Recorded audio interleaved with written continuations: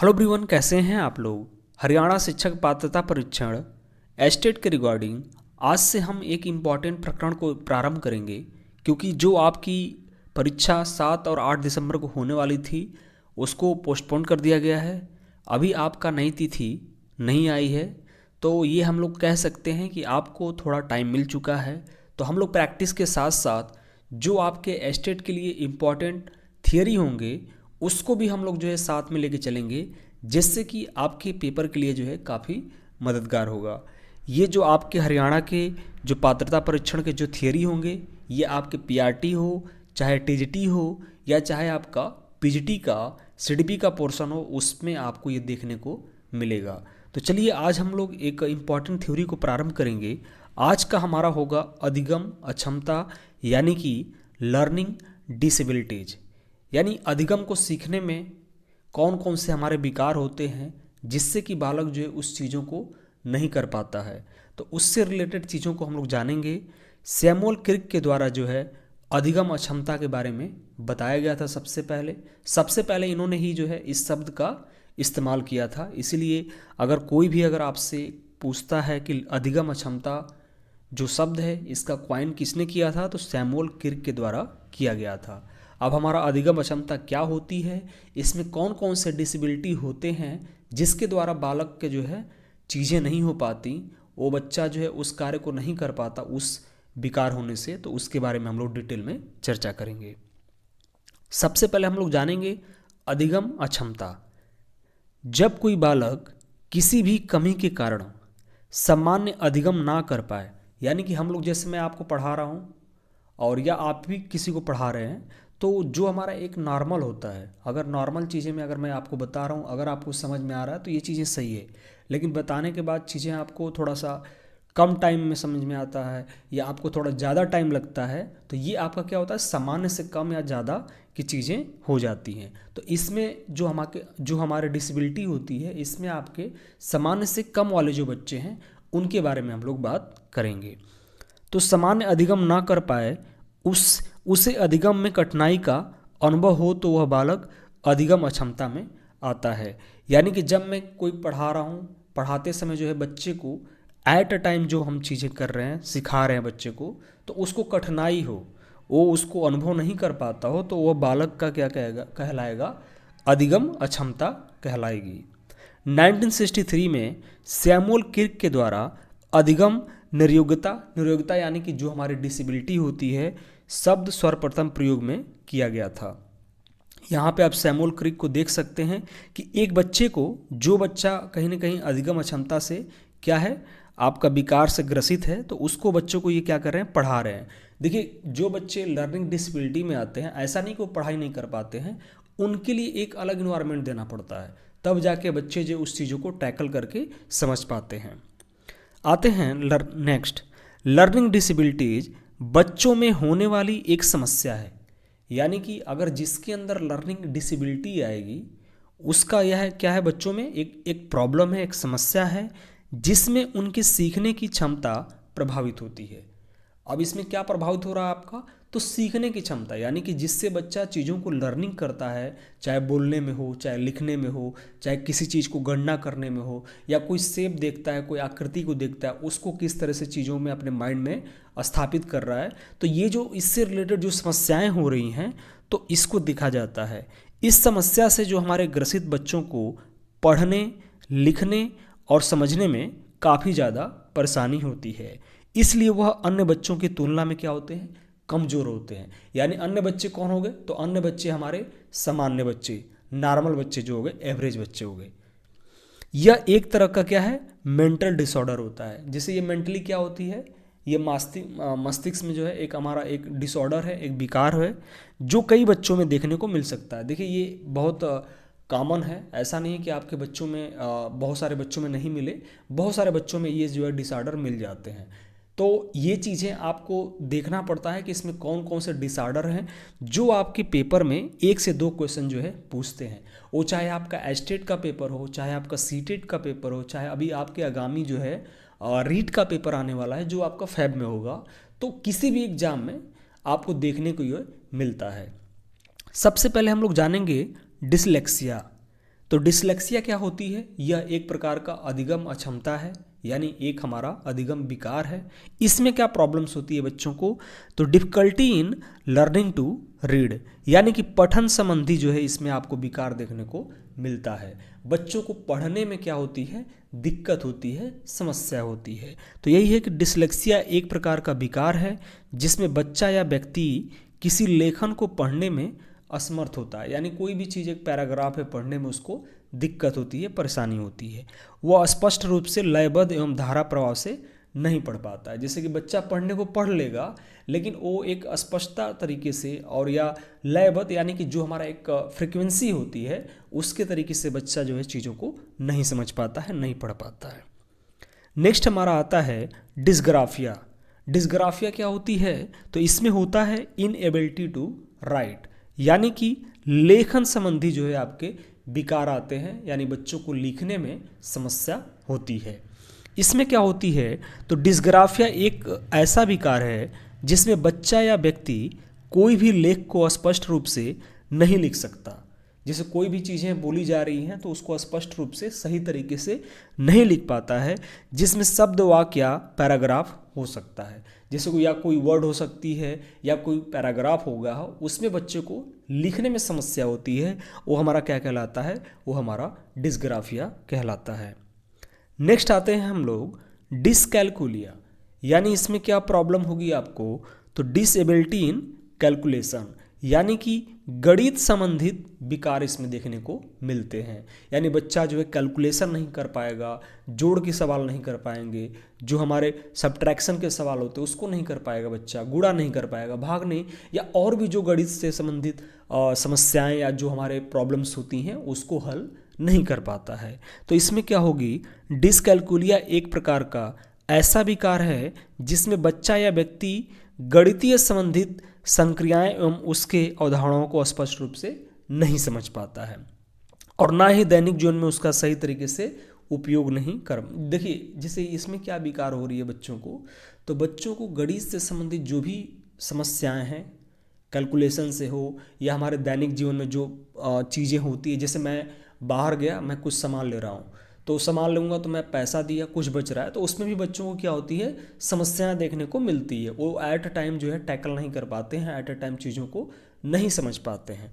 तो ये हमारा क्या हो गया? ये हमारा डिसकैलकुलिया हो गया। नेक्स्ट आते हैं हम लोग डिस्फ्रेजिया। डिस्फ्रेजिया क्या होती है? तो डिसऑर्डर ऑफ द ब्रेन, यानी ये हमारे क्या है? एक ब्रेन जो हमारे मस्तिष्क है उसमें प्रॉब्लम होता है। तो ये आपके लिए इम्पॉर्टेंट है, इसको आपको जानना है। तो ये हमारी जो डिस्फ्रेजिया होती है इसमें पढ़ना, लिखना और बोलने संबंधी जो है विकार होते हैं। हम लोगों ने देखा कि जो हमारा विकार थे अलग अलग सेपरेट में हम लोगों ने देखा, पढ़ने का अलग देखा, लिखने का अलग और बोलने का अलग था। अभी देखेंगे बोलने वाला। तो इसमें क्या है कि इसमें जो बच्चों को समस्या होती है, तो एक साथ जो है कई समस्या आती है, उसको ही हम लोग बोलते हैं, क्या बोलते हैं? तो डिस्फ्रेजिया बोला जाता है। डिस्फ्रेजिया एक ऐसा विकार है जिसमें बालक या व्यक्ति किसी भी लेख को पढ़ने, लिखने और बोलने में असमर्थ होता है। यानी कि जो भी कोई एक पैराग्राफ है तो उसमें बच्चे को तीनों समस्याएं होगी, नहीं बच्चा लिख पाएगा, नहीं बच्चा पढ़ पाएगा, नहीं बच्चा उसको बोल पाएगा। तो ये जो तीनों समस्याएं जहां आपको एक साथ देखने को मिलता है उसे हम क्या बोलते हैं? उसे हम डिस्फ्रेजिया बोला जाता है। तो इसे आप लोग जो है इंपॉर्टेंट की कैटेगरी में जरूर रखिएगा क्योंकि ये बार बार पूछता है। नेक्स्ट आते हैं हम लोग डिस्मोर्फिया। डिस्मोर्फिया क्या होती है? तो ये हमारा होता है एबनॉर्मलिटी इन द शेप, यानी कि आकृति और साइज संबंधित विकार होती हैं। इसमें क्या होता है कि बच्चा जो है किसी भी जो हमारा तस्वीर है या जो हमारी कोई शेप है, आकृति है या साइज है, उसको बच्चा जो है समझ नहीं पाता है कि ये क्या है। जैसे आप देख सकते हैं यहाँ पे मैंने दिया हुआ कि सर्कल हो गया, स्क्वायर क्या होता है, रेक्टेंगल क्या होती है, ट्रायंगल क्या होती है, रेक्टेंगुलर क्या होती है। तो इस समस्याओं को बच्चा जो है नहीं समझ पाता है, उसे हम लोग जो है क्या बोलते हैं? डिस्मोर्फिया बोला जाता है। इस विकार में बच्चा या व्यक्ति को किसी भी वस्तु की आकृति, आकार और उसके साइज संबंधी जानकारी या अनुमान सटीक तरीके से नहीं मिल पाते हैं। यानी कि वो जो अनुमान है, जो उसका परसेप्शन है, वो सटीक तरीके से एक्यूरेट नहीं बता पाता है, लगा सकता है, उसे हम लोग बोलते हैं डिसमोर्फिया नाम से जाना जाता है। नेक्स्ट आते हैं हम लोग जो है डिस्फेजिया। डिस्फेजिया या इसे हम लोग जो है अफेजिया भी बोलते हैं। आपको दोनों चीज़ें याद करनी है। अगर डी से आता है तो डिस्फेजिया होगा और ए से आएगा तो अफेजिया होगा। इसका क्या होता है तो डिसऑर्डर ऑफ कम्युनिकेशन, यानी कि बोलने संबंधित जो है आपके विकार होते हैं। पढ़ने संबंधी आपके विकार हो गए, लिखने संबंधी विकार हो गए, आपके गणित से समस्याएं विकार हो गई और आपके बोलने संबंधित विकार होते हैं। तो इसे हम लोग क्या बोलेंगे, इसे आप अफेजिया भी बोलेंगे या डिस्फेजिया। ये दोनों चीज़ें आप लोग याद रखिएगा। डिस्फेजिया एक ऐसा विकार है जिसमें बालक या व्यक्ति बोलने संबंधी समस्याएं होती हैं। इसमें वह गूंगा तो नहीं होता, पर कोई भी बात को कहने के लिए उसे मुख से निकला हुआ शब्द जो है स्पष्ट नहीं होता है। यानी कि बच्चा बोलने का प्रैक्टिस या चेष्टा तो करता है, बट जो भी वो बोलता है तो वो स्पष्ट नहीं होता है या बोल नहीं पाता है। तो इस जो हमारा समस्या है, इस जो विकार है, ये किस में आएगा, तो यह आपका जो है किस में आ जाएगा, अफेजिया या डिस्फेजिया में ये आपको देखने को मिलता है। तो ये आपको दोनों चीज़ें याद रखनी है। नेक्स्ट आते हैं अफ्राजिया। अफ्राजिया क्या होती है तो डिसऑर्डर ऑफ मोटर स्किल, यानी कि गामक कौशल संबंधी जो है आपके विकार होते हैं। गामक कौशल क्या होती हैं तो जो आपके दौड़ने से हो गया, रनिंग हो गया, इसमें आपका स्विमिंग हो गया, तो इस प्रकार के जो आपके विकार होते हैं, यानी कि बच्चा इस तरीकों को नहीं कर पाता है, रनिंग नहीं कर पाएगा, उठ नहीं पाएगा, चल नहीं पाएगा, अपने जो जूते होते हैं उसको जो है बांध नहीं पाएगा, और भी जो छोटी छोटी जो समस्याएं होती हैं बच्चा नहीं कर पाता है, तो इसे ही हम लोग बोलते हैं गामक कौशल संबंधित विकार। इसमें क्या होती है तो यह एक ऐसा विकार है जिसमें बालक या व्यक्ति गामक कौशल संबंधी समस्याएं होती हैं। अफ्राजिया से पीड़ित व्यक्ति शारीरिक रूप से किसी भी काम को करने में सक्षम होने के बावजूद, यानी कि वो काम करने के लिए सक्षम है, पर उस काम को करने के लिए जरूरी गतिविधियों को क्रम को याद नहीं रख पाता। यानी कि यह काम को किस तरीके से करना है, कब करना है और कैसे करना है, उस चीज़ को ये समझ नहीं पाता है। इसको जो है, इससे रिलेटेड जो है बच्चों को समस्याएं होती है। इसे हम लोग क्या बोलते हैं तो इसे हम अफ्राजिया बोला जाता है, यानी डिसऑर्डर ऑफ मोटर स्किल। आते हैं अब हम लोगों ने कुछ जो आपके लर्निंग डिसेबिलिटी थी, अधिगम अक्षमता थी, उसके हम लोगों ने कंसेप्ट को जाना। अब हम थोड़े से उसको जो है एमसीक्यू को जानेंगे, उसके जो आपके पॉइंट्स हैं। Which of the following is an example of specific learning disabilities, यानी कि हमारे निम्नलिखित में से कौन सा विशिष्ट सीखने की अक्षमता का उदाहरण है। तो इसमें कौन सा है तो attention deficit hyper active disorder, ADHD, autism spectrum disorder, dyslexia, down syndromes. तो इसमें जो आपका एडीएचडी है, ये आपका क्या होती है तो ये आपका एक क्या है तो ये आपका मस्तिष्क की जो है एक बीमारी होती है, यानी कि मेंटल डिसेबिलिटी बोल सकते हैं इसको। ये आपका लर्निंग डिसेबिलिटी नहीं आएगा। जो आपका ऑटिज्म होती है ये भी आपका मेंटल डिसेबिलिटीज में आएगा।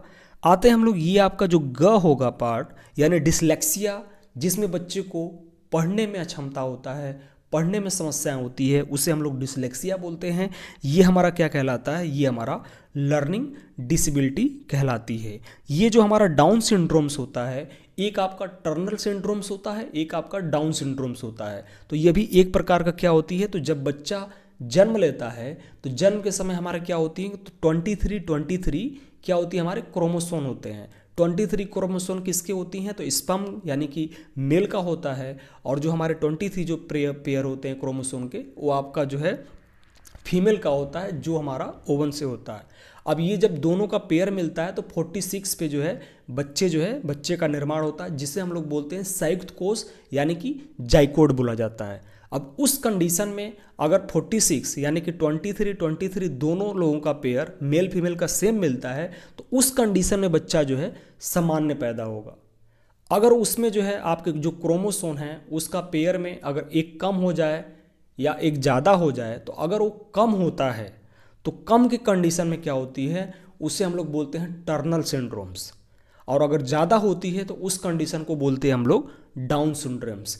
ये भी एक प्रकार का क्या होता है तो ये हमारा एक प्रकार का जन्मजात मेंटल डिसऑर्डर होता है, यानी कि ये बच्चा जब पैदा होगा तो पैदा से पहले ही बच्चे के अंदर जो है एक मेंटल डिसऑर्डर आ जाती है, जो हमेशा पूरे जीवन भर बच्चे के अंदर रहती है। तो ये आपको जो है पता होना चाहिए। नेक्स्ट आते हैं हम लोग in learning disabilities the name for mathematical disorder is, तो यानी कि बच्चे को गणितीय समस्या किस में देखने को मिलता है, यानी बच्चे का गणितीय विकार क्या होती है, तो हमारा क्या होगा, डिस्फ्रेजिया होगा, डिसलेक्सिया होगा, डिसकैलकुलिया होगा या डिस्फेजिया होगा। तो आप किस में आएगा, तो डिसकैलकुलिया जो है किस में देखने को मिलता है आपको, तो आपको मैथमेटिकल डिसऑर्डर में आती है।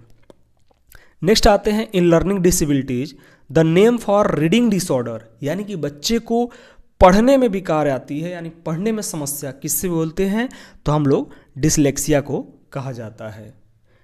नेक्स्ट आते हैं हमारा in learning disabilities the name for writing disorder, यानी बच्चे को लिखने में समस्या होती है, बच्चा चीज़ों को लिख नहीं पाता है, उसमें समस्या आएगी, तो वो हमारा कौन सा विकार कहलाएगा, लिखने में जो बच्चे को आती है उसे यहाँ पे आपका जो ऑप्शन देख सकते हैं, डिस्प्रेजिया हो गया, डिसलेक्सिया हो गया, डिसकैलकुलिया हो गया या डिसफेजिया हो गया। तो इसमें जो आपके चारों ऑप्शन हैं, इनमें चारों ऑप्शन में आपका नहीं दिया हुआ है, आपका क्या होगा यहाँ पे, तो आपका होगा डिसग्राफिया। क्या होगा आपका, डिसग्राफिया, यानी कि बच्चे को क्या समस्या हो रही है, बच्चे को लिखने में समस्या होती है, उसे हम लोग बोलते हैं डिसग्राफिया। आई होप आप लोगों को ये छोटा सा जो सेशन था कंसेप्ट विथ एमसीक्यू को आप लोगों को पसंद आया होगा, और ऐसे ही हम लोग जो आपके इम्पॉर्टेंट कंसेप्ट यानी कि जो थ्योरी हैं आपके स्टेट के, जो बार बार आपको पूछे जा रहे हैं, उसको हम लोग कवर अप करेंगे। क्योंकि देखिए थोड़ा सा आपको टाइम मिल चुका है, क्योंकि एग्ज़ाम अगर पोस्टपोन हुआ है तो आपका आगामी जो एग्ज़ाम होगा वो आपके या तो दिसंबर के लास्ट में देखने को मिलेंगे या आपके जो है जैन में देखने को मिल सकते हैं। यानी कि हम लोग मान सकते हैं कि आपके 20 के बाद जो एग्ज़ाम हो सकते हैं। तो अभी हमारे पास बहुत टाइम है, हम लोग इसमें बहुत सारे जो थियरीज हैं उसको हम लोग कवर अप करेंगे। धन्यवाद।